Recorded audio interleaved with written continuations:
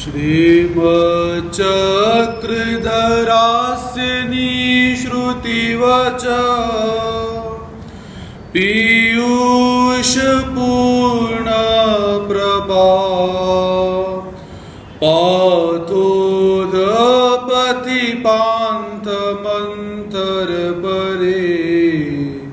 श्रान्तस्य लोकस्य स्फुरजित भीमभवाटवी समतट स्तम्नागदेवं सदा सारासार विचार सुंदर गिरां पारंगतं नौम्यहम्।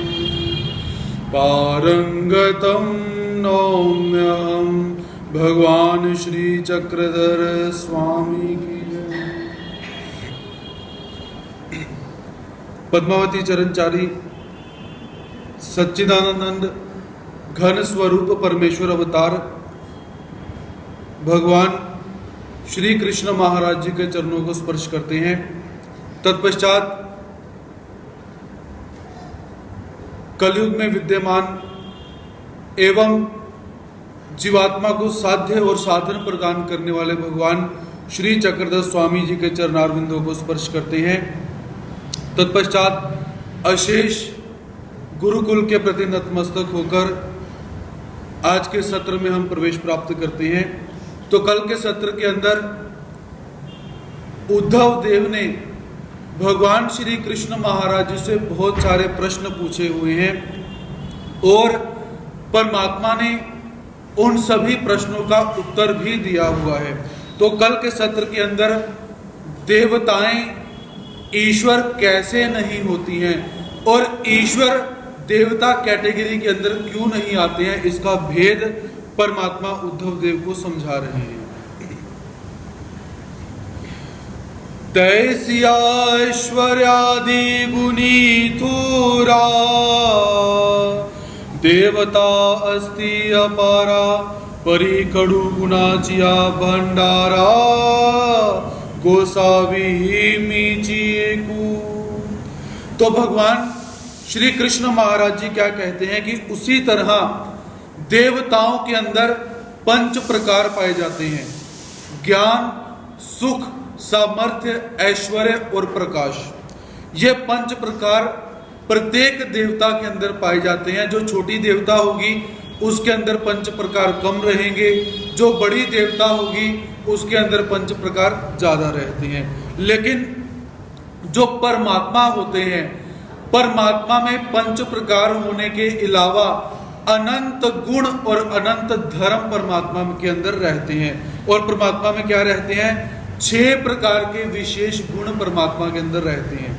यदि निर्वचन और महावाक्य प्रकरण को देखें तो उनके अंदर भी ये गुण बतलाए गए हुए हैं, और पद्म पुराण देखें तो उसके अंदर भी ये 6 गुण यहां पर बतलाए गए हैं। तो ऐसे जो गुण परमात्मा के अंदर हैं वो देवताओं के अंदर नहीं है। जो पंच प्रकार देवताओं के अंदर हैं वो परमात्मा के अंदर अवश्य मिल सकते हैं। अविद्येचेनी काजळे माझे स्वरूप न मैले देवता चक्र कवळे अज्ञानांजने तेने। और देवताओं के अंदर परमात्मा के अंदर भेद क्या है कि देवताओं के अंदर क्या है? अविद्या के काजल से जो परमात्मा का स्वरूप है वो कभी मैला नहीं होता, अर्थात परमात्मा को अविद्या नहीं लगी हुई है। अविद्या यहाँ पर अर्थ क्या है? अज्ञान। लेकिन देवताओं का स्वरूप कैसा है? देवताओं के स्वरूप में अज्ञान बंद लगा हुआ है, अधीन बंद लगा हुआ है और त्रिगुणात्मक है देवताएं। तो देवताएं अज्ञान कैसी हैं कि देवताओं को सीमित ज्ञान रहता है, जितने ज्ञान की उन्हें आवश्यकता है उतना ही ज्ञान उन्हें रहेगा। आप श्री रामचंद्र जी का जीवन आप देख सकते हो। तो श्री रामचंद्र जी कैसे हैं? विग्रह कहे जाते हैं। तो विग्रह होने के नाते अवतार उन्होंने लिया हुआ है, प्रकट हुए पड़े हैं, लेकिन उनकी पत्नी सीता कहां पर गई है, किसने उसका हरण किया, उन्हें पता नहीं, क्योंकि इस बात का ज्ञान उन्हें है ही नहीं। तो ऐसे देवताओं का स्वरूप कैसा रहता है? अज्ञान बंध से वो बंधा हुआ है। लेकिन परमात्मा कैसे हैं? परमात्मा को प्रत्येक वस्तु का ज्ञान रहता है। कौन सा कार्य कब होने वाला है, कैसे होने वाला है, कौन उस कार्य को संपादित करेगा, ऐसा प्रत्येक वस्तु का ज्ञान परमात्मा को रहता है। लेकिन देवताओं को इन वस्तु का ज्ञान नहीं है। जीवा जिया क्यों नी पढ़िली अविद्येची गवसनी मनोनी प्रबोध रंगीर गोनी नवेतयास्तव। और परमात्मा क्या कहते हैं कि जीवात्माओं की अक्षोहिणी संख्या जो है, इस संख्या के जीव पड़े हुए हैं।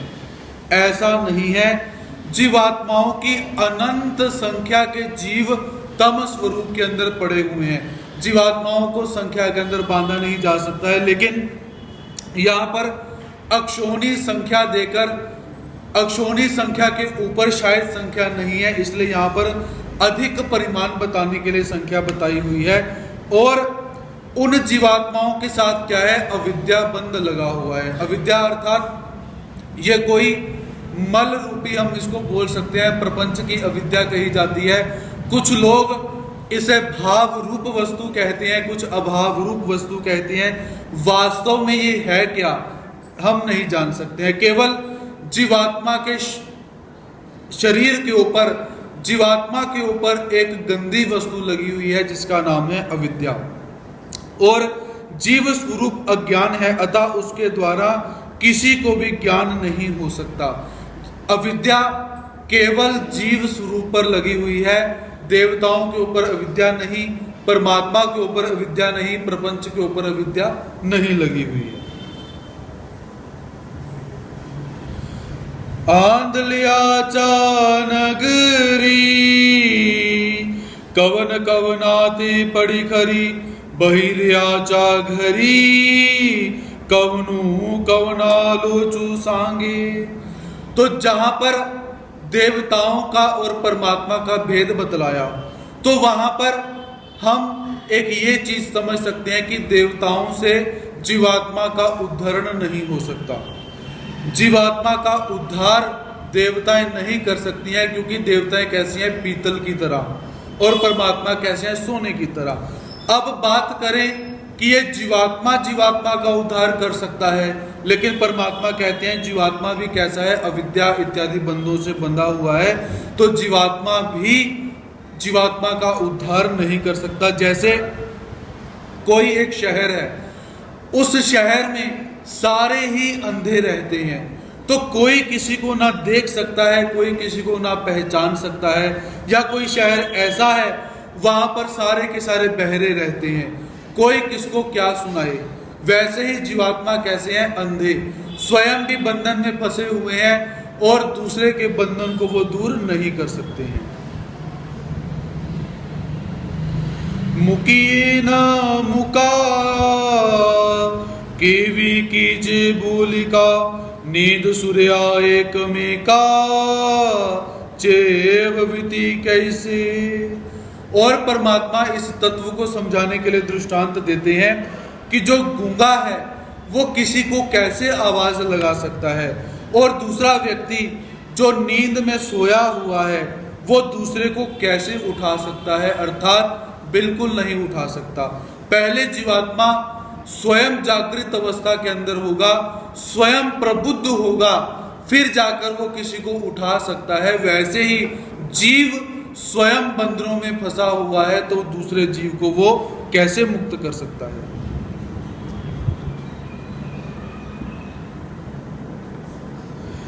तैसी अविद्येची उकड़ी, ज्या जीव जाता ते बुडली, ते केवी तारती भवजड़ी एक में कांते। उसी तरह अविद्या की अथाह नदी में जीव डूब रहे हैं। प्रत्येक जीवात्मा के साथ अविद्या लगी हुई है और ये जीवात्मा उस अविद्या के अंदर, उस अज्ञान के अंदर डूब रहे हैं और वे जीव स्वयं डूब रहे हैं। जो व्यक्ति स्वयं डूब रहा होगा वो दूसरे को कैसे तार सकता है, अर्थात बिल्कुल भी नहीं तार सकता। तो इससे हम क्या समझ सकते हैं कि जीवात्मा भी दूसरे जीवात्मा का उद्धार नहीं कर सकता, दूसरे जीवात्मा को बंध से मुक्त नहीं कर सकता। ये हम यहां पर देख सकते हैं। मनोनी उद्धव देवा अनिक जीवासी कवनी नवे मोचक माजे ब्रह्म स्वरूप एक वांचुनिया। तो परमात्मा ये उदाहरण देकर क्या समझाते हैं कि इसीलिए हे उद्धव, मेरे सिवाय जीवों को दूसरे किसी भी साधन से मुक्ति नहीं मिल सकती। यदि जीवात्मा मुक्त होना चाहता है तो उस जीवात्मा को मेरी शरण में आना ही पड़ेगा। इसके अतिरिक्त कोई जीवात्मा बोले कि मैं किसी जीव की भक्ति कर लूं तो मुझे मोक्ष मिल जाएगा, मैं किसी गुरु की भक्ति कर लूं तो मुझे मोक्ष मिल जाएगा, या मैं किसी देवी देवता की भक्ति कर लूं तो मुझे मोक्ष मिल जाएगा, ऐसा बिल्कुल भी नहीं है। तव उद्धव देवो मणि पाता जीव ब्रह्माची लक्षणे भेदाचे नानी काही देखी जेना। तो उद्धव देव ने जब सुना कि परमात्मा के सिवाय उद्धार करने वाला कोई भी नहीं है, तो उद्धव परमात्मा का उपदेश सुनकर परमात्मा से प्रश्न करते हैं कि हे प्रभु, देखने से जीव और ब्रह्म एक जैसे दिखाई देते हैं, जीव और ब्रह्म का लक्षण एक जैसा दिखाई देता है, उसमें भेदभाव तो नजर आता ही नहीं, तो मैं कैसे जानूं कि जीवात्मा और परमात्मा अलग अलग हैं?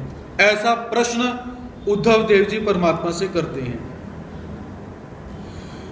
ब्रह्मचीय विद्यावशे जीव रूपे पड़िया से जेवी अनेकदा आकाश दिसे घटादि भेदे। तो उद्धव परमात्मा से क्या कहते हैं कि जिस तरह एक ही आकाश को प्रत्येक घड़े के अंदर अलग अलग देखा जा सकता है, तो मेरा क्या मानना है कि उसी तरह अविद्या के संयोग से परमात्मा जीवों के रूप में बहुत सारे हो गए हैं। आकाश किसे कहा जाता है? जितनी खाली अवस्था आप देख रहे हो, इस अवस्था को आकाश कहा जाता है। जैसे आपको ये सारी खाली अवस्था दिखाई दे रही है, ये कैसी है? आकाश। हमने अपना मुख खोला, उसके अंदर जितनी खाली अवस्था है वो आकाश।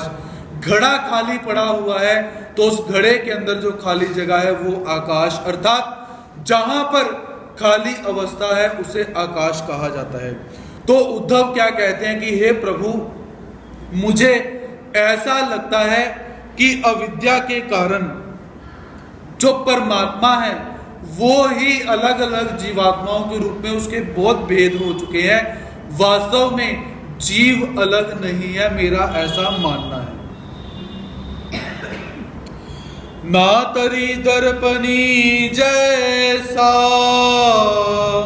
उमटे मुखा चाठ ठसा प्रतिबिंब रूप जीव तैसा दिसे अविद्य चाठाई। और उदाहरण देते हुए उद्धव क्या कहते हैं कि हे प्रभु, जिस तरह एक दर्पण के अंदर विभिन्न प्रकार के मुख दिखाई देते हैं, उसी तरह अविद्या के कारण ब्रह्म का प्रतिबिंब पड़ने से जीव अलग अलग दिखाई दे रहे हैं। मतलब ये जितने जीवात्मा हैं ये सारे ब्रह्म की परिछाई मात्र हैं, या ब्रह्म का प्रतिबिंब मात्र है, या ब्रह्म ही जीवात्मा के रूप में अलग अलग हो चुका हुआ है, ऐसा मुझे लगता है। अब यहां पर यह विचार करने वाली बात है कि जो उद्धव देव हैं, इनके गुरु कौन थे?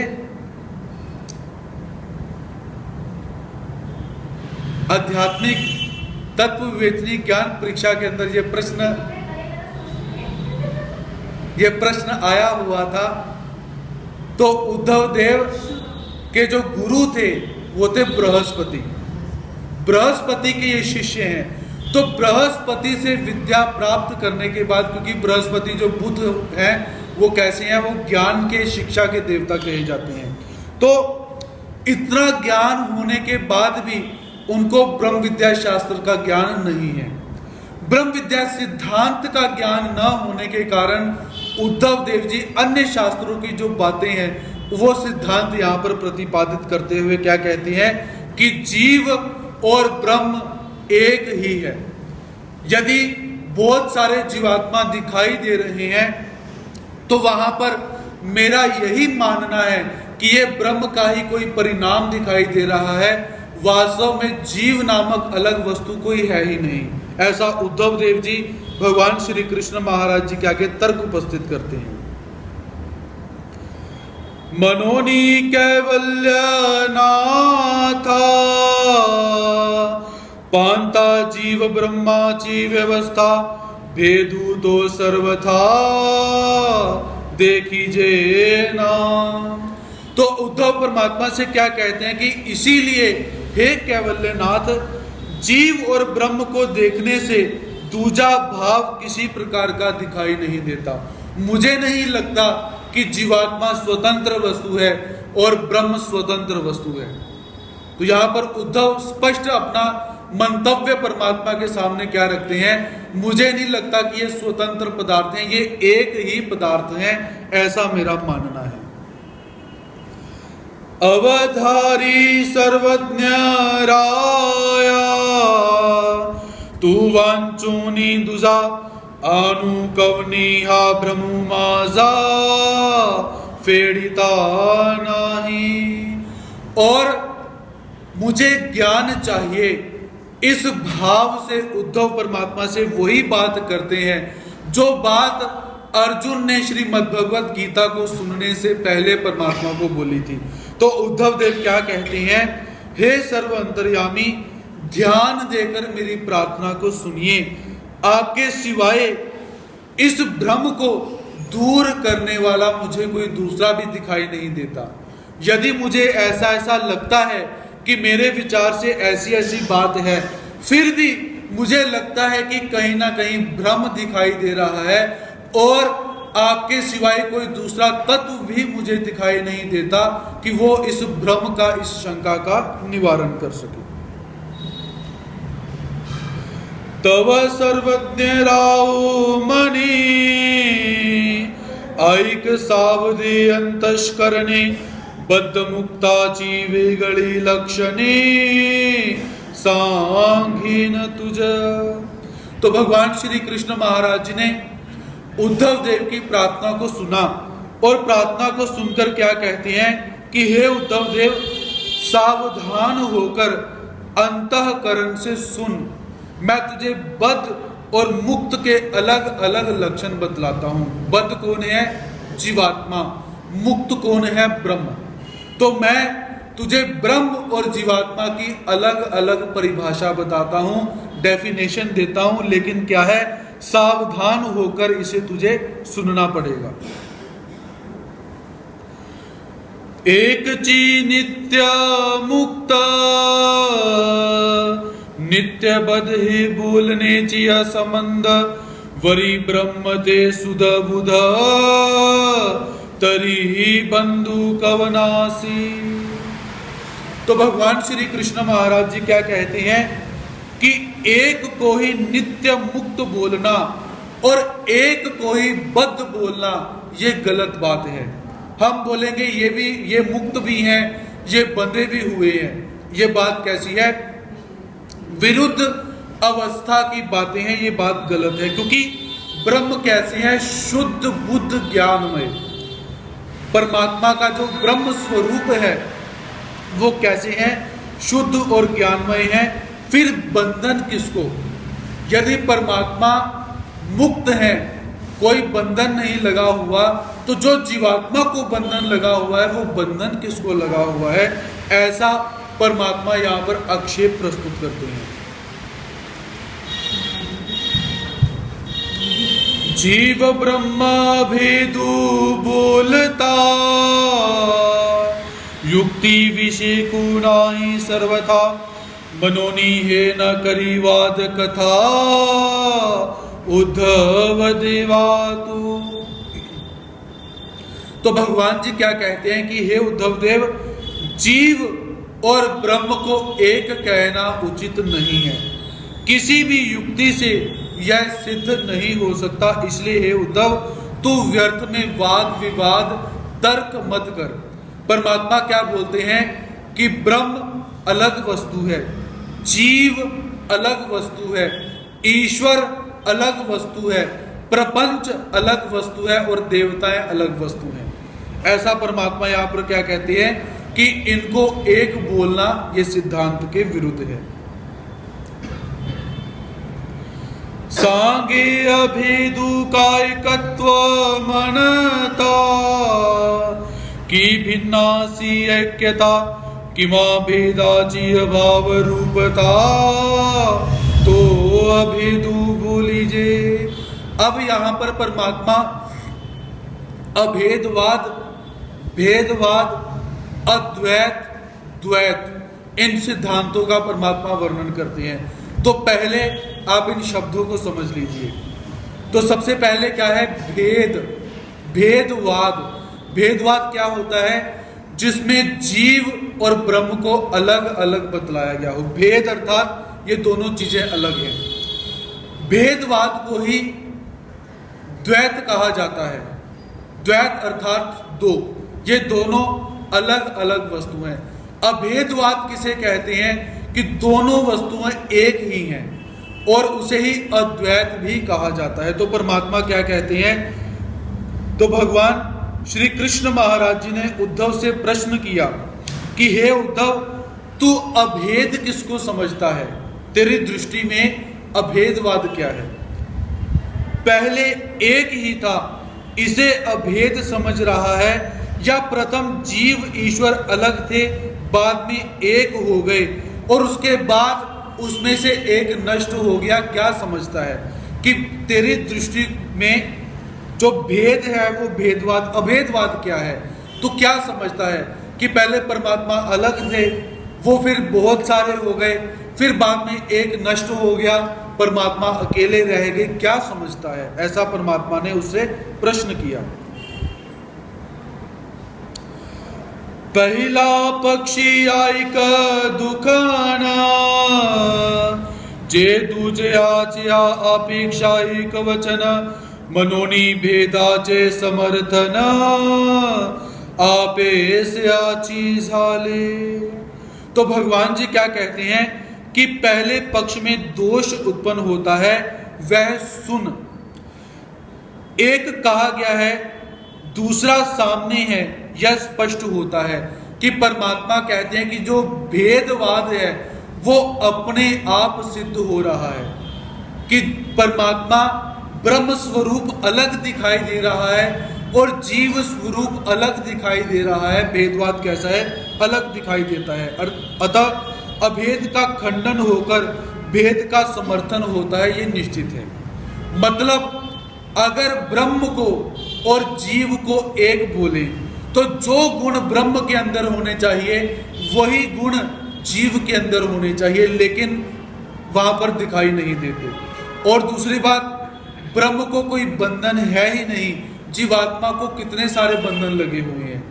तो भेदवाद जो है वो अपने आप सिद्ध हो जाता है। एक वचन बहुवचन मनीषी, आनी भेदु तरी न मनीषी, ऐसी विरुद्धोक्ति देसी, हे तुझ साजे। तो भगवान श्री कृष्ण महाराज जी उद्धव देव को ताना मारते हुए क्या कहते हैं कि ये उद्धव, तू एक वचन और बहुवचन को तो मानता है, एक वचन, द्विवचन, बहुवचन को तो मानता है, लेकिन भेदवाद को नहीं मान रहा है। भेद मतलब दो वस्तुएं, एक वचन भी मानता है, दो वचन भी मानता है, बहुवचन भी मानता है, लेकिन जब भेदवाद को मानने की बात आती है तो तू वहां पर कुछ और ही बोल रहा है। ऐसा विरुद्ध वाक्य प्रकट करना ये तू ही कर सकता है, क्योंकि तू कैसा है, ज्ञानी है। बृहस्पति का तू शिष्य है, ऐसी विरुद्ध बात तू ही कर सकता है। एक तरफ तू बोलता है कि भेद मतलब दो नहीं है, दूसरी तरफ तू बोलता है कि द्विवचन भी होता है, दो वस्तुएं भी होती है। ऐसे परमात्मा उद्धव देव को यहां पर ताना मारते हैं। जरी भिन्नासी ऐक्यता तरीते काई विनाशु नवता की नाशची उत्तर अवस्था ते क्या बोलीजिए। जीव और परमेश्वर दोनों ही अलग अलग थे, बाद में एक हो गए। नाश की उत्तर अवस्था यानी उत्तर काल में एक नष्ट हो गया और एक बच गया। इस प्रकार यदि तू मानता है तो उसके लिए भी दोष पैदा हो जाता है। अर्थात परमात्मा क्या बोलते हैं कि यदि तू पहले मानता है कि पहले ब्रह्म एक था, फिर ब्रह्म जीवों के रूप में बहुत सारे हो गए और उत्तर अवस्था में जीव फिर खत्म हो गए, ब्रह्म एक बच गया, तो ये भी अलग अलग अवस्था है, ये भी सिद्धांत लागू नहीं होता, क्योंकि एक जीव का जन्म हो रहा है और एक जीव का मरण हो रहा है। एक जीवात्मा सुखी हो रहा है, दूसरा जीवात्मा दुखी हो रहा है। इसको भी आप छोड़ दीजिए, जीवात्मा की कभी मृत्यु ही नहीं होती, लेकिन जन्म भी हो रहा है, किसी की मृत्यु भी दिखाई हो रही है, और ब्रह्म भी अपने स्थान पर यथास्थिति में बैठे हुए हैं। तो ऐसी घटनाएं क्यों हो रही हैं, इसके ऊपर आक्षेप पैदा हो जाता है। विनाशु नवता ऐक्यता तरी भूलता शक्य सस्वरूपे वर्तमाना काचमनीक्य ऐक्य कैसी। और परमात्मा क्या कहते हैं कि यदि तू समझता है कि किसी का नाश न होकर दोनों मिल जाते हैं, मिल गए होंगे, तो यह भी असंभव है। यदि तू मानता है कि किसी वस्तु का नाश नहीं होता, अंतिम समय के अंदर जीव और ब्रह्म एक मिल जाते हैं, जैसे पानी में पानी डाला वो एक हो गया, ऐसा अगर तू मानता है, ये भी असंभव है, क्योंकि जीव और परमेश्वर दोनों के स्वरूप भिन्न हैं। परमात्मा का स्वरूप कैसा है, ज्ञानमय बुद्धमय स्वरूप है, जिसके अंदर अज्ञान लेश मात्र भी नहीं है। और जीवात्मा का स्वरूप कैसे है, अज्ञानमय। प्रत्येक जगह में जीवात्मा में अज्ञान बोला गया हुआ है। और परमात्मा का स्वरूप कैसा है, मोर पंख के समान बतलाया गया हुआ है। जीवात्मा का स्वरूप कैसे है, स्फटिकाकार, जैसे दुधिया रंग होता है ऐसा रंग बतलाया गया है। बहुत सारे भेद हैं। तो परमात्मा क्या कहते हैं कि जिस तरह कांच और मणि एक नहीं हो सकते, वैसे ही जीव और ब्रह्म कभी भी एक नहीं हो सकते, ऐसा जानना चाहिए, क्योंकि दोनों का स्वरूप अलग अलग है। जीवात्मा सुखी भी होगा, दुखी भी होगा। परमात्मा ना कभी सुख में जाते हैं ना दुख में जाते हैं, अपने आनंद में रममान रहते हैं। ऐसे स्वरूप भिन्न होने के कारण दोनों अलग अलग कहे जाते हैं। नानाशु पूर्वक ऐक्यता तरीते बोलो ने सर्वथा सांगे धर्मियाची नाही तेत ऐक्य कवनासी। और परमात्मा उद्धव देव को क्या कहते हैं कि एक का नाश होकर एक शेष रह गया, इस प्रकार तो बोलना ही नहीं चाहिए, क्योंकि एक नष्ट ही हो गया और दूसरे में मिल किस तरह गया। यदि किसी वस्तु का नाश हो गया तो वो दूसरे में कैसे मिल सकता है। ये जो सिद्धांत परमात्मा बतलाते हैं, जैसे आपने पानी के अंदर तेल डाल दिया, आप बोलोगे पानी के अंदर तेल डाल दिया है तो अब तेल का अस्तित्व समाप्त हो गया, लेकिन तब भी पानी का अपना अस्तित्व है, तेल का अपना अस्तित्व रहेगा। और पानी में आपने घी डाल दिया, तब भी क्या होगा, पानी का अपना अस्तित्व रहेगा, घी का अपना अस्तित्व रहेगा। यहां तक जब जीवात्मा को ब्रह्म प्राप्ति हो जाती है, जब जीवात्मा को ईश्वर प्राप्ति हो जाती है तो जीव का स्वरूप ईश्वर के स्वरूप में मिलने के बाद भी अलग रहता है। वो एक नहीं, मिल जाते हैं, लेकिन उसको हम ये नहीं बोल सकते कि वो नष्ट हो गया। अब जीव का स्वरूप ही नष्ट हो गया तो आनंद कौन भोग रहा है? परमात्मा में आनंद पहले ही है। यदि हम बोले कि जीवात्मा ब्रह्म स्वरूप के अंदर गया और जीवात्मा का स्वरूप नष्ट हो गया, फिर सुख किसको आएगा? यदि चीनी खाने वाला व्यक्ति ही नहीं रहा तो आनंद कौन लेगा? इसलिए जीवात्मा का स्वरूप अलग रहता है और ब्रह्म का स्वरूप अलग रहता है। मनोनी भिन्न क्या अभेदु, हा दूजा पक्षु अति मंदु, तीसरा भेद भावो अभेदु, तो पक्ष चिन्ह है। प्रथम भगवान जी क्या कहते हैं? जीव और परमेश्वर दोनों भिन्न भिन्न थे, फिर बाद में एक हो गए, ये पक्ष गलत है। पहला पक्ष कैसे है? पहले एक जैसे थे फिर अलग हो गए। दूसरा पक्ष जब मिले एक का नाश हो गया। और तीसरे पक्ष के अंदर हम क्या बोल सकते हैं कि तीसरे पक्ष में क्या है कि वो दोनों ही एक रस हो चुके हुए हैं। ये तीनों के तीनों पक्ष घड़ते नहीं है, मिलते नहीं है। तो ऐसा कहना बिल्कुल निराधार है। तो क्या कहना चाहिए कि जीवात्मा का स्वरूप स्वतंत्र है और ब्रह्म स्वरूप स्वतंत्र है, ना ही वो एक दूसरे में मिले हुए हैं, ना ही ब्रह्म स्वरूप का कभी नाश होता है, ना ही जीव स्वरूप का कभी नाश होता है, ना ही परमेश्वर स्वरूप का कभी नाश होता है। जरी भेदु नाही सिधु, तरी त्याचा कैसा निखेदु, करुणी अभेदु समर्थ सितु। और परमात्मा उद्धव देव को समझाते हुए क्या कहते हैं कि प्रथम भेदवाद ही निश्चित नहीं होता, फिर भेदवाद का खंडन किस प्रकार करता है? तू व्यर्थ ही अभेद का समर्थन कर रहा है। परमात्मा बोलेंगे कि पहले भेदवाद को ही सिद्ध करना बहुत मुश्किल है और तू भेदवाद का खंडन करने में लगा हुआ है। इसीलिए परमात्मा के ऊपर विश्वास रखकर अभेद का समर्थन करना व्यर्थ है। अभेद अर्थात कि दोनों एक ही है, इस सिद्धांत का समर्थन करना व्यर्थ है। इसको तू बंद कर दो।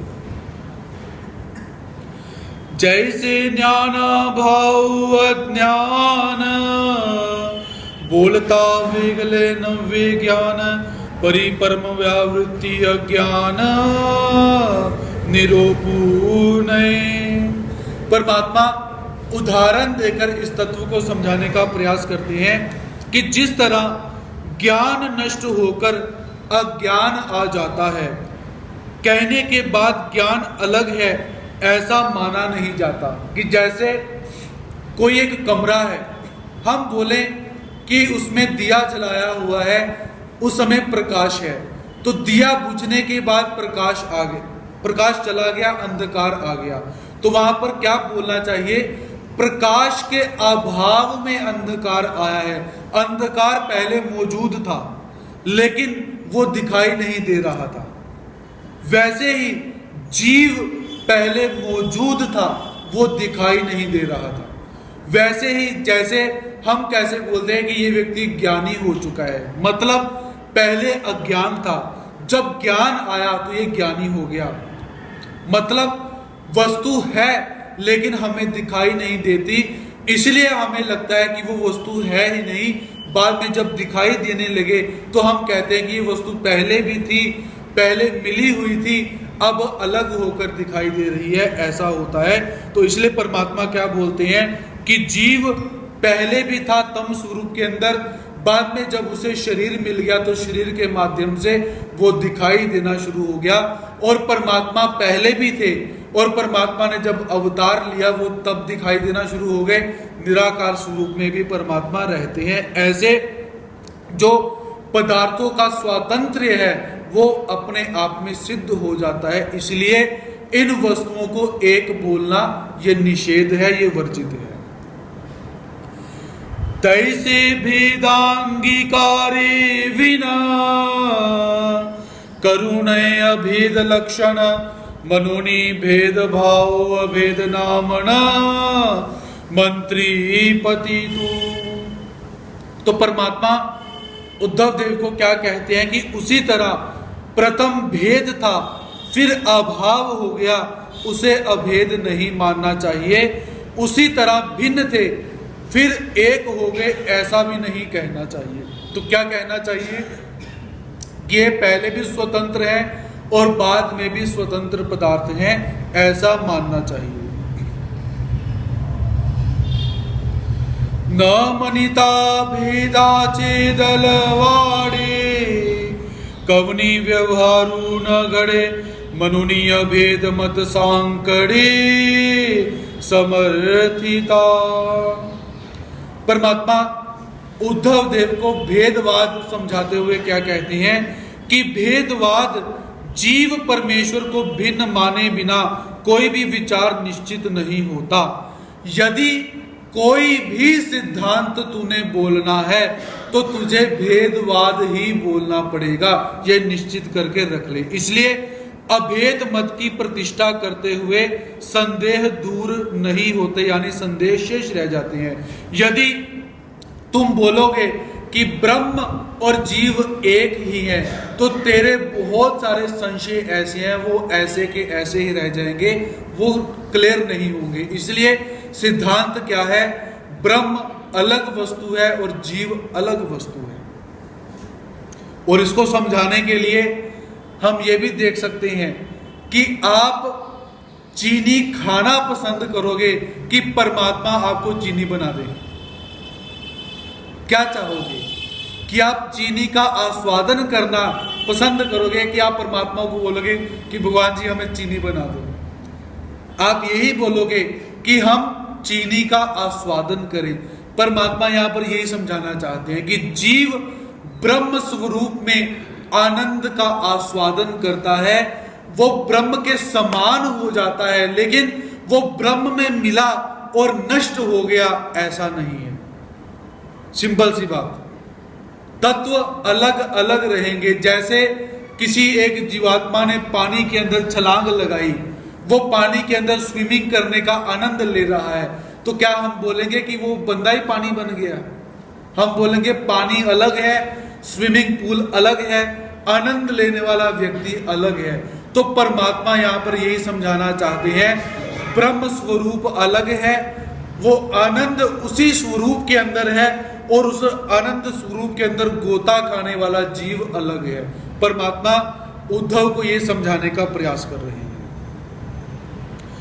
तव मने भक्त नरेश्वरू जी घड़ा व्यवहारू भेदाचांगीकारू मिया ही कीजे। और परमात्मा क्या कहते हैं कि हे मनुष्यों में श्रेष्ठ भक्त शिरोमणि उद्धव, व्यवहार सिद्ध करने के लिए मैं भेद मानता हूं। अर्थात व्यवहार और सिद्धांत पूरी तरह से अच्छे अच्छे सिद्ध हो जाएं, इसलिए मैं भेद मानता हूं। मतलब जैसे मैथमेटिक्स के अंदर क्या होता है, फार्मूले होते हैं, तो सम को हम फार्मूला लगाते हैं, सम सॉल्व हो जाता है। परमात्मा कहते हैं कि मैं सिद्धांत को सॉल्व करने के लिए भेद नामक फार्मूले को मानता हूं जो सही है। सम को अगर आपने गलत फार्मूला लगा दिया, कोई और फार्मूला लगा दिया, वो सॉल्व नहीं होगा, वो सिद्धांत सॉल्व नहीं होगा। इसलिए परमात्मा क्या कहते हैं कि व्यवहार और सिद्धांत को सिद्ध करने के लिए मैं भेदवाद की प्रतिष्ठा करता हूं। भेदवाद अर्थात दोनों तत्व अलग अलग हैं। पुनुते अविद्यावशे ब्रह्म नाना रूपे पड़ियसे मनुनी अद्वैत आपैसे सिद्धि होए। भगवान श्री कृष्ण महाराज जी कहते हैं कि हे उद्धव देव, ब्रह्म ही अविद्या के कारण अनेक रूपों में नजर आ रहा है, इसलिए अद्वैत मत सिद्ध हो जाता है। तो ये सिद्धांत कैसे है? गलत है, क्योंकि अविद्या केवल जीवात्मा को लगी हुई है, ब्रह्म स्वरूप में कोई अविद्या नहीं है, ईश्वर स्वरूप में कोई अविद्या नहीं है। ब्रह्म भी अलग है और ईश्वर स्वरूप भी अलग है, वो बाद में पढ़ेंगे। आप बोलोगे कि परमात्मा भी दो दो हो गए हुए हैं, तो उस सिद्धांत का श्रवण हम बाद में करेंगे। तव सर्वज्ञ राव मने आई काय बाह्यासी अविद्या अवच्छेदक किमा प्रतिबिंब का दर्पणाचिया परी। और भगवान श्री कृष्ण महाराज जी क्या कहते हैं कि हे उद्धव देव, क्या अविद्या ने ब्रह्म के अनेक विभाग कर दिए हैं? क्योंकि उद्धव देव ने प्रश्न क्या किया था कि मुझे लगता है कि ब्रह्म अविद्या के कारण बहुत सारे रूपों में परिणत हो चुका हुआ है। तो परमात्मा उसका उत्तर देते हैं कि क्या अविद्या ने ब्रह्म के अनेक विभाग कर दिए हैं? तो क्या मानना पड़ेगा? अविद्या ब्रह्म से बड़ी है। ब्रह्म यहां पर ब्रह्मा को नहीं बोला गया, ब्रह्म ईश्वर के स्वरूप को बोला गया हुआ है। तो यदि ऐसी बात है तो अविद्या को ब्रह्म से बड़ा मानना पड़ेगा, क्योंकि वो अविद्या ब्रह्म को अलग अलग रूपों में विभाग होने का आदेश दे रही है। या दर्पण में स्वयं की परछाई दिखाई देती है, वैसे ही ब्रह्म अनेक रूपों में दिखाई देते हैं, ऐसा नहीं है। ये दोनों ही कैसे हैं? निराधार हैं, ऐसे परमात्मा यहां पर बतलाते हैं। अविद्ये निरयव जरी ब्रह्म अवच्छेदवे तरी आकाश का भिन्न नवहे प्रमाणुस्तव। तो परमात्मा यहां पर उदाहरण देते हैं। परमात्मा क्या कहना चाहते हैं कि जो ब्रह्म स्वरूप है उसमें टुकड़ा कभी नहीं पड़ता। आप बोलोगे कि ब्रह्म स्वरूप का थोड़ा सा विभाग तोड़ के साइड पे रख दिया, वो जीव बन गया, ऐसा कभी नहीं होता। तो परमात्मा बोलते हैं कि अवयव रहित अभाव रूप अविद्या यदि ब्रह्म के विभाग कर सकती है, तो परमाणु के द्वारा आकाश के टुकड़े क्यों नहीं होते? कि परमाणु, जैसे आप बोलो कि मैं आकाश के टुकड़े कर दूं, तो क्या कभी आकाश के टुकड़े किए जा सकते हैं? ये जितना आकाश आपको दिखाई देता है, कितनी भी तलवार आप यहाँ पे मारते रहो, तो क्या आकाश के टुकड़े किए जा सकते हैं? कभी नहीं। वैसे ही ब्रह्म स्वरूप के कभी भी टुकड़े नहीं किए जा सकते हैं, ऐसा परमात्मा यहाँ पर बतलाते हैं। निरासे अज्ञानी कैसे अमूर्ता ब्रह्माचे प्रतिबिंब दिसे कालू कही कवन ही दिसे प्रतिबिंब लानाई। तो भगवान श्री कृष्ण महाराज जी कहते हैं कि हे उद्धव, अभाव रूप अविद्या के द्वारा अमूर्त ब्रह्म के टुकड़े नहीं पड़ सकते। किसी भी स्थिति के अंदर अभाव रूप जो अविद्या है उसके कारण टुकड़े नहीं हो सकते। लेकिन कहीं कहीं पर सिद्धांत क्या कहता है कि अविद्या भाव रूप है। भाव रूप किसे कहते हैं? जो लग जाए, जो दिखाई दे, जिसका नाश हो जाए, उसे भाव रूप कहते हैं। अभाव रूप जो वस्तु ना दिखाई देती है, ना उसका लक्षण बतला सकते हैं, ना उसका नाश होता है। तो परमात्मा यहाँ पर कहते हैं कि अभाव रूप अविद्या के द्वारा अमूर्त, अमूर्त मतलब जिसकी कोई भी सीमा नहीं है, माप रहित, ऐसे ब्रह्म के टुकड़े नहीं पड़ सकते। अविद्या के कारण ब्रह्म के ही अनेक भाग जीव स्वरूप में परिणत हो चुके हैं, ऐसा नहीं है। या उसके प्रतिबिंब दिखाई दे रहे हैं, ऐसा नहीं है। ऐसा बिल्कुल नहीं मानना चाहिए, ऐसा भगवान जी यहां पर बतलाते हैं। मनोनीय विद्ये जिया विनावनी ब्रह्मी पड़ली प्रपंच रंगा जीवानी ऐसे विरुद्ध चढ़ावनी न करी तू। तो परमात्मा उद्धव से क्या निवेदन करते हैं कि अविद्या के द्वारा ब्रह्म ही जीव देवता प्रपंच आदि रूप में दिखाई दे रहा है, इस प्रकार की विरुद्ध बातें तू ना कर। क्योंकि ब्रह्म विद्या सिद्धांत क्या कहता है कि 4 स्वतंत्र पदार्थ होते हैं, जीव, देवता, प्रपंच और परमेश्वर, ये चार पदार्थ कैसे हैं? स्वतंत्र अलग अलग पदार्थ हैं। इनके गुण धर्म क्रिया स्वरूप लक्षण इत्यादि सब अलग अलग हैं। कोई एक दूसरे के साथ किसी का कोई भी संबंध नहीं है, ऐसा जानना चाहिए। बोलता परिणामु विवर्तु, जे दुख ने बोलता अनंतु, तिया सांगता ठाकेल प्रस्तुतु तव प्रसंगु। दर्शन शास्त्र जब आप खोलते हो, आप यहाँ पर इस विषय को सोचकर बोल रहे हो कि क्या भेदवाद, क्या अभेदवाद, क्या चल क्या रहा है, क्या समझाने की कोशिश की जा रही है, किसको समझाने की कोशिश की जा रही है। लेकिन आप दर्शन शास्त्र को खोलिए, ये तो थोड़ा सा अंश यहाँ पर परमात्मा ने लिया है, वहां पर दर्शन शास्त्री एक दूसरे से झगड़ा कर रहे हैं।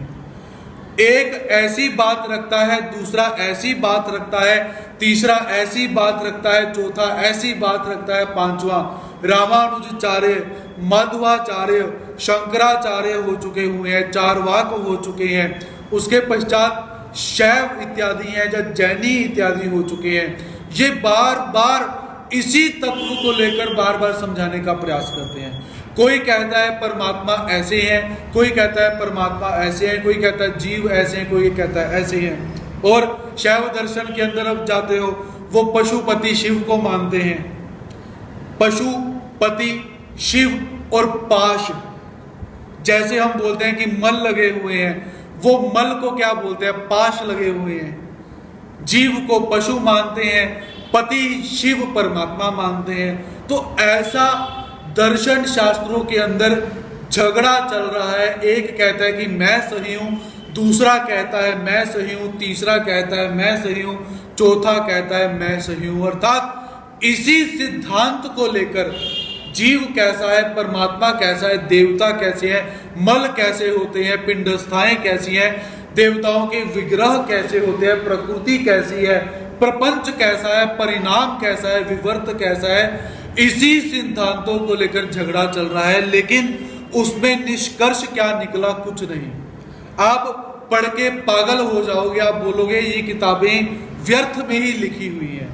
लेकिन परमात्मा उन विषयों को ग्रहण करके सिद्धांत यहां पर बतलाते हैं। तो जो रामानुजाचार्य हैं, उनका सिद्धांत यहां पर प्रतिपादित किया गया है। वो क्या कहते हैं? ब्रह्म और जीव परिणामवाद है।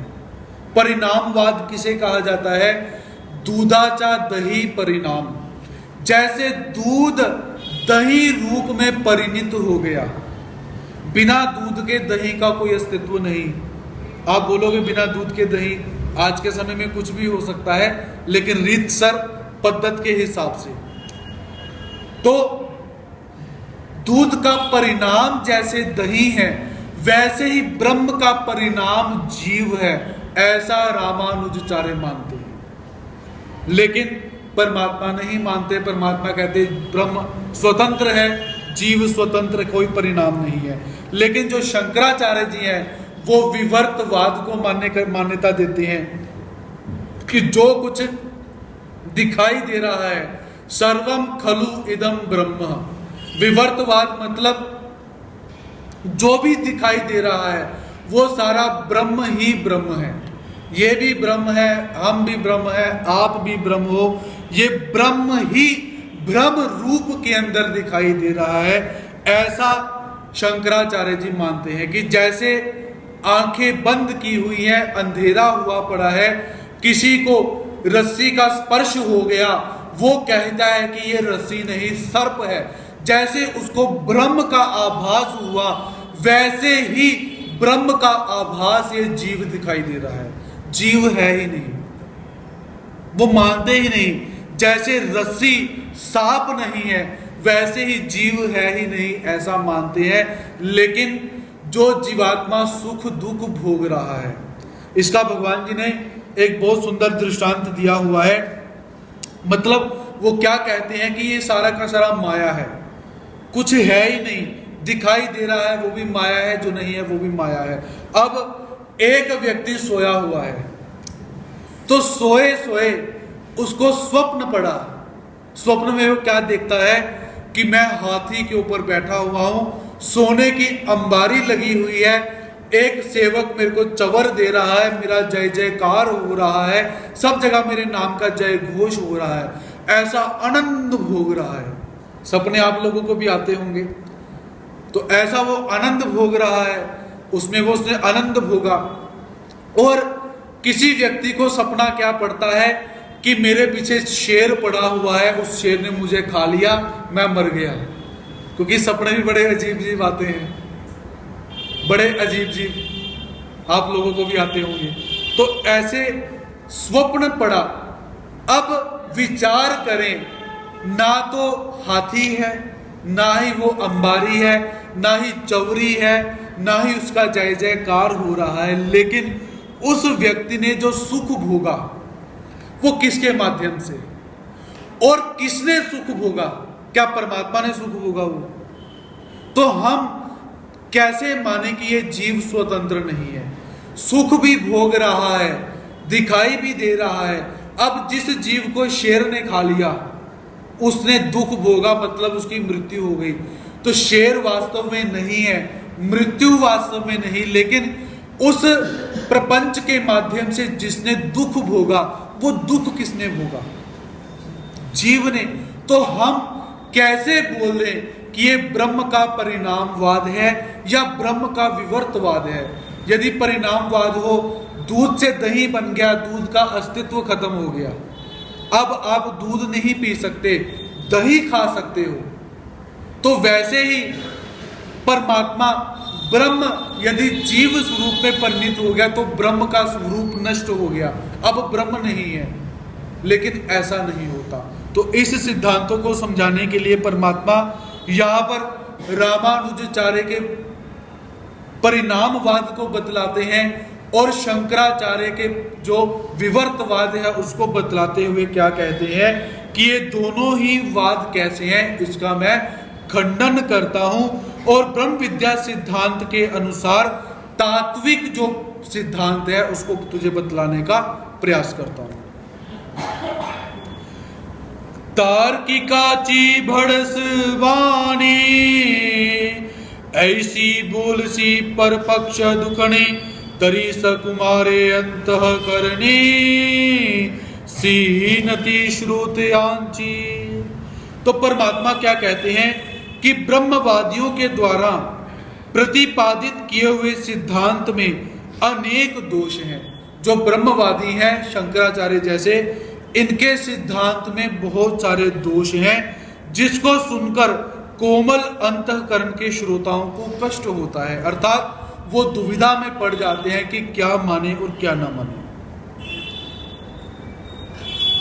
आता सुहि खंडन सांगेन भेदाचे समर्थन जगदीश्वरु सोपान कैसे निरूपिता झाला। अब भगवान जी क्या कहते हैं कि अब मैं इतर सिद्धांतों का खंडन बंद करके भेदवाद के सिद्धांत का वर्णन करता हूं। अब तक मैंने खंडन किया, अब उस खंडन का परिहार करके जो भेदवाद है उसका सरल और सीधे तरीके से तुझे मैं उसका जो सिद्धांत है वो समझाने का प्रयास करता हूं। मने आय के उद्धव देवा ब्रह्मा सियानी जीवा स्वरूपे भेदु जानावा दिशकालाचिया परी। भगवान श्री कृष्ण महाराज जी कहते हैं कि हे उद्धव देव सुनिए, ब्रह्म और जीव स्वरूप का भेद समझना चाहिए कि जीवात्मा जो परमात्मा को प्राप्त करना चाहता है, मोक्ष का अधिकारी बनना चाहता है, उसे जीव और ब्रह्म के भेद को सुनना चाहिए। जीव कैसा है? सीमा से युक्त है। जैसे आपको बतलाया गया था कि 500 योजन ये जीव की सीमा है, कभी कम हो जाता है कभी बढ़ जाता है, लेकिन परमेश्वर कैसे हैं? स्वरूप दिशा और काल के समान असीम है। परमेश्वर का स्वरूप कैसा है? जैसे काल और दिशा, आप बोलोगे उत्तर दिशा की तरफ, अब उत्तर दिशा कहां तक है आप इसकी सीमा नहीं बता सकते। वैसे ही परमात्मा का स्वरूप कैसे है, असीमित परमात्मा का स्वरूप बतलाया गया है, और जीव का स्वरूप कैसे है, सीमा से युक्त है। आता परस्परी विलक्षणी वेद मुक्ताची लक्षणे झाली जेने जेने गुणे ते सांगेन तुझ। तो परमात्मा और लक्षण बतलाते हुए क्या कहते हैं कि अब परस्पर विलक्षण बंध और मुक्त के लक्षण जिन जिन कार्यों से समझाए जाते हैं उसका वर्णन करता हूं। अर्थात मुक्त कौन होता है, उसका लक्षण क्या है, ये मैं तुझे समझाता हूं। बंध कौन है, बंध व्यक्ति के लक्षण क्या होते हैं, ये मैं तुझे समझाता हूं। जेत अविद्येची काजळी स्वयंभू मटली ते जीव स्वरूप नानामली बंद जाना। तो जीव स्वरूप का वर्णन करते हुए परमात्मा कहते हैं, जिस जीव स्वरूप पर अविद्या की कालिमा स्वयं प्रकट हुई, अर्थात अविद्या किसने लगाई, कहां पर लगाई, कब लगाई, इसका कुछ पता नहीं है, स्वयं प्रकट हो गई। ऐसी अविद्या रूपी कालिमा जो स्वयं प्रकटी हुई है, यह जीव स्वरूप अनेक विध मलों से बंधा हुआ है। अविद्या भी एक मल कहा गया हुआ है। इसके अतिरिक्त मतित्रय नामक मल और देवताओं के मल जीव स्वरूप के ऊपर लगे हुए हैं, और जीव कैसा है, बंधा हुआ है। जीव का लक्षण यहां पर क्या बतलाया, बंध, बंधा हुआ है, अविद्या से बंधा हुआ है, अधमति, अधगति, अधरति से बंधा हुआ है, देवताओं के मलों से बंधा हुआ है, कर्मों से बंधा हुआ है। ऐसा जीव का लक्षण परमात्मा यहां पर बतलाते हैं। अज्ञानाचे लासे जेत लागली चिन्ह दिसे ते नित्य मुक्त असे जान माझे स्वरूप। और ब्रह्म स्वरूप कैसा है उसके विषय में परमात्मा बतलाते हैं, जिस जगह अज्ञान की कालिमा लगी हुई नजर नहीं आती, कि जिसमें अज्ञान, अविद्या इत्यादि जो कालिमा है, बंध है, नहीं होते, इस प्रकार का नित्य मुक्त मेरा स्वरूप है, ऐसा समझना चाहिए। जीव कैसा है, नित्य बद्ध, और परमात्मा कैसे है, नित्य मुक्त। ये स्वरूप लक्षण यहां पर बतलाए गए हैं। मी माया वधूसी नातळे प्रकृति सी न विटाले मज न पूजवी डोहले कर्म वासनेचे। और परमात्मा अपने स्वरूप को बतलाते हुए क्या कहते हैं कि मैं माया शक्ति से लिंपित नहीं होता, मेरे को छोड़कर बाकी प्रत्येक वस्तु माया से लिंपित हो जाती है, लेकिन मैं माया से लिंपित नहीं होता, तथा अष्टधा जड़ प्रकृति से मलिन नहीं होता। 5-8 प्रकार की जो प्रकृति परमात्मा ने बतलाई हुई है, उस प्रकृति से भी मैं मलिन नहीं होता, और मुझे कर्म करने की इच्छा नहीं रहती, और यदि मैं कर्म करूं तो मुझे कर्मों के बंधन कभी नहीं लगते। ऐसे मेरे स्वरूप को जानना चाहिए। आत्मिया मायसी मेलू पुण्य पापेसी खेलू हा कही नामनी विटालू प्रकृति रज स्वलिचा। और परमात्मा क्या कहते हैं कि हे उद्धव देव, यह जीव संलग्न के साथ रहकर पाप पुण्य रूपी कर्म करता है, और इस मलिन प्रपंच का छुआछूत भी नहीं मानता। तो यहाँ पर परमात्मा ने संलग्न का बतलाया हुआ है। हमारे साथ, जीव के साथ, प्रत्येक व्यक्ति के जीव के साथ एक और आत्मा लगी हुई है, जो माया का विभाग कहा जाता है, जो क्या है, संलग्न। जब जीव मुक्त होगा उसी समय संलग्न की मुक्ति होगी। अब ये संलग्न करता क्या है, हमें कर्मों के चेष्टकत्व करता है ये, कि ये कर्म कर दो, ये कर्म कर दो, ये कर्म कर दो। पाप रूप कर्म करने के विषय में चेष्टकत्व जो करता है उसे संलग्न कहते हैं, और जिसके पास जीवात्मा के प्रत्येक कर्म का लेखा जोखा रहता है उसे संलग्न कहते हैं। और ये हम सबके साथ पक्का जुड़ा हुआ है। जीव जिस भी योनि में जाएगा ये संलग्न साथ में रहता है। और ये मुक्त कब होगा? जब जीव मुक्त हो जाएगा तब ये मुक्त होगा।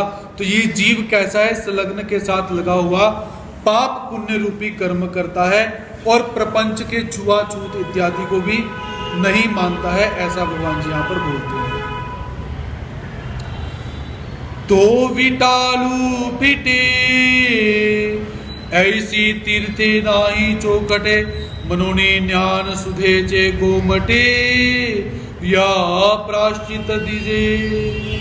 परमात्मा उद्धव देव को क्या कहते हैं कि जीव स्वरूप पर लगी हुई मैल को दूर करने का पवित्र तीर्थ कोई नहीं है, साधन कोई भी नहीं है। इसीलिए ज्ञान गंगा में स्नान करके आत्मा का प्रायश्चित करना चाहिए। कि सबसे पहले ज्ञान रूपी गंगा में जब आप स्नान कर लेते हो, विचार पर ज्ञान को आप सुनते हो, आचार पर ज्ञान को सुनते हो, तो क्या है? ये भी एक प्रायश्चित करने की विधि है। आपका जीव स्वरूप इससे ही ज्ञान को सुनने मात्र से ही धीरे धीरे कैसा है? शुद्ध होना शुरू हो जाता है। तब उद्धव देवे मणि तले, जी बांधा चिया सांकले, हा आत्मा आकले कैसे निसादे। तो उद्धव भगवान श्री कृष्ण महाराज जी से प्रश्न करते हैं।